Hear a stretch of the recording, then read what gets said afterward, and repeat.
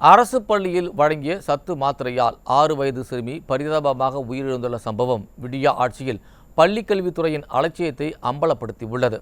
கோவை சிங்காநல்லூரை சேர்ந்த ராஜாமணி புவனேஸ்வரி தம்பதியின் 6 வயது மகள் திவ்யஸ்ரீ சிங்காநல்லூர் அரசு பள்ளியில் 1ஆம் வகுப்பு படித்து வந்துள்ளார். சிறுமிக்கு திடீரென இரத்தத்துடன் வயிற்றுப்போக்கு ஏற்பட்ட நிலையில் கடந்த செவ்வாயன்று அரசு மருத்துவமனையில் சிகிச்சைக்காக அனுமதித்துள்ளனர். சிறுமி அதிக அளவில் மாத்திரைகளை உட்கொண்டுள்ளதாகவும் உயிர் பிழைப்பது கடினம் எனவும் தெரிவித்துள்ளனர். ஆனால் பெற்றோர்கள் தங்கள் தரப்பில் மாத்திரை எதுவும் வழங்காததால் சந்தேகமடைந்து சிறுமியின் புத்தக பையை சோதனை செய்துள்ளனர். அதில் தமிழக அரசால் வழங்கப்படும் சத்து மாத்திரைகள் பயன்படுத்தப்பட்டு மீதி இருந்துள்ளது. சிறுமியின் சக மாணவர்களிடம் விசாரித்ததில் பள்ளியில் மாத்திரைகளை வழங்கியது தெரிய வந்துள்ளது. ஆனால் பெற்றோரிடம் எந்த தகவலும் தெரிவிக்காமல் அலட்சியமாக செயல்பட்ட பள்ளி நிர்வாகத்தால் 6 வயது சிறுமி பரிதாபமாக பலியாகியுள்ளார்.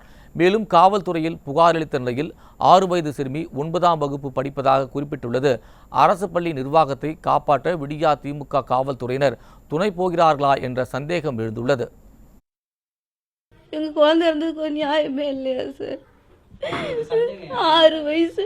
இப்போ ஸ்கூல்ல டீச்சர் கொடுக்கவே இல்லைங்க, மாற்றி மாற்றி மந்த்தில் சொல்கிறாங்க. இப்போ எப்போ நவம்பர் மாதம் கொடுத்தோம், 2 மாதத்துக்கு முன்னாடி கொடுத்தோம், இப்போ கொடுக்கவே இல்லை மாத்திரை.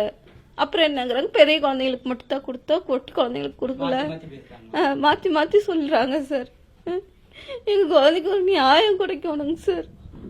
6 வயசு குழந்தைங்க சார், சாகிற வயசா எங்கள் குழந்தைக்கு. இந்த டேப்லெட் எதுக்கு கொடுத்தாங்க? எங்கள் கையில், என் பாப்பா கையில் எப்படி வந்துச்சு?